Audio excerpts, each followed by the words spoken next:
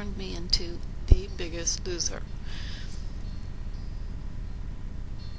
And coming around to that point in the cycle, it's like full moon and new moon.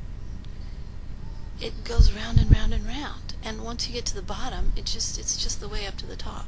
Okay, so years ago, when I was in Germany, I wrote a poem about this called Der Narr. Narr means the fool, and it's about the fool in the tarot deck who has the number 0, right? 0.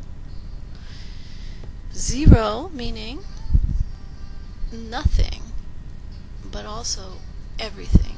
0 meaning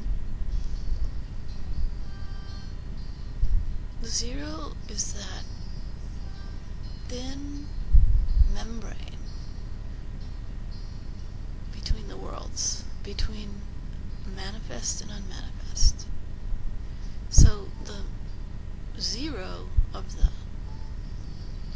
fool is like tabula rasa. But there's two kinds, okay? Now, maybe in a roundabout way I can explain this. Probably not. A little child, the way a little child behaves and feels, that's a 0, because they don't carry anything with them. They don't burden themselves with any real difficulties, if possible. Or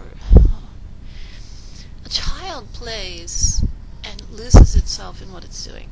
It just does what it's doing.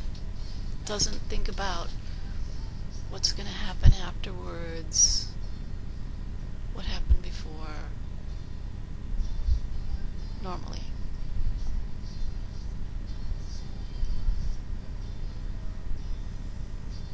So a newborn baby actually has to learn a lot to come to a point of having a personality and being trapped in an ego identification. But children are just children. They're just natural. And when I went to the ashram, that was one of the first things that Swami Sri Atmananda told me was, just be natural. Just be natural. Right? Now, if I had been able to follow that advice, there would have been no need for me to go to an ashram or to look for a guru, because be natural was the thing that I couldn't do. So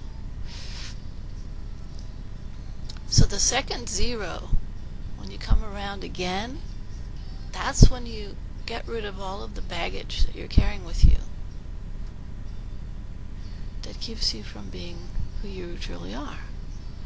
Because who you truly are has nothing to do with what's happened to you, what you've been through, who you truly are, okay? Now, anybody who wants to argue with me, you're welcome to do that. If you feel like you are who you truly are, and it has something to do with the history that you're carrying with you, then that's fine. If you want to put that brand on yourself, that I am XYZ, and if you feel free in doing that, then that's good. But in my personal case, wasn't able to do that.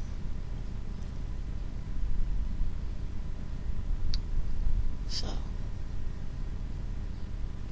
in a lot of ways it feels silly to sit and talk to a camera and think that somebody might watch this and it might quote unquote help someone. So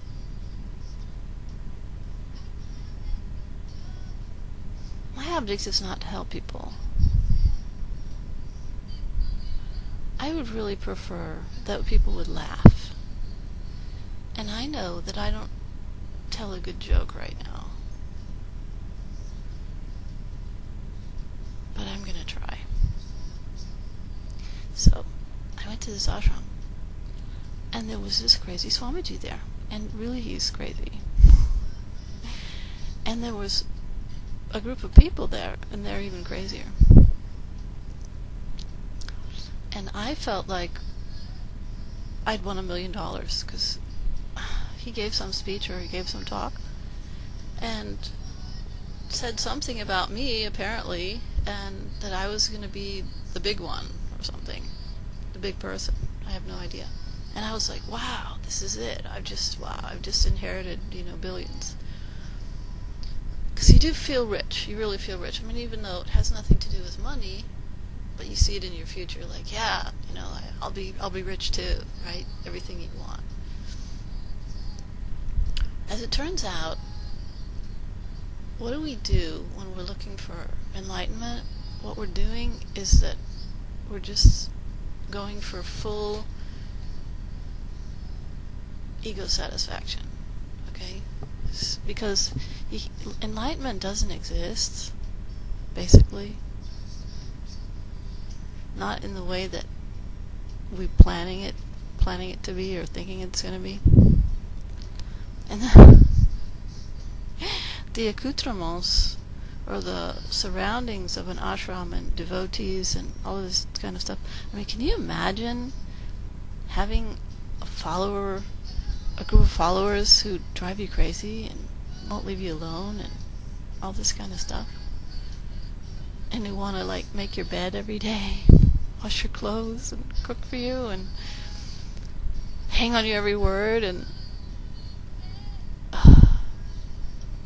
this guy, this Swamiji was like a rock star for me. He was like God, and I was like, oh. And I just couldn't get over it. It was so, and we went round and round because I really tortured him with that. I mean, I tried. I mean, he can't be tortured by anybody, but he let me know that it was real uncomfortable for his other people, for his group. But I was just like, because in my world, if I want to be a big yoga star, okay, then that means that a big yogi is like a rock star. So, for a person who loves rock music, Peter Frampton or whatever,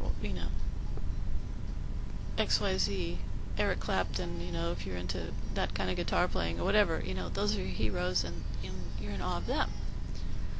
Or movie stars, But I was in love with this guy. I was like totally, it was just, and then to be there, okay, in the ashram, and of course there had to be some kind of device to keep me there, and to keep me separated from the group, and also to keep me at a distance to this guy, to this yoga rock star, aka Swamiji. So, what this guy did was, he told me one lie after another. But the brilliant thing is that it was all true, in a way. I mean, a lot of it comes true.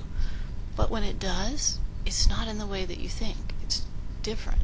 So, it's totally impossible for me to explain what happened in a succinct manner at this moment.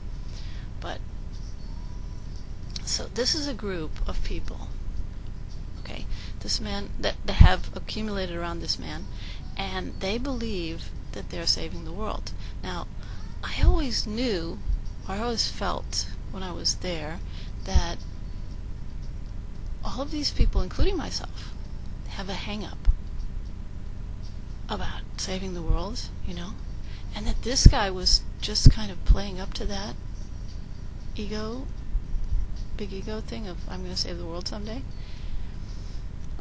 And in my own case, it would have been peachy keen if I could be the one to save the world on my own without any help, because then I could take all the credit, okay? So that was my thing, not looking back.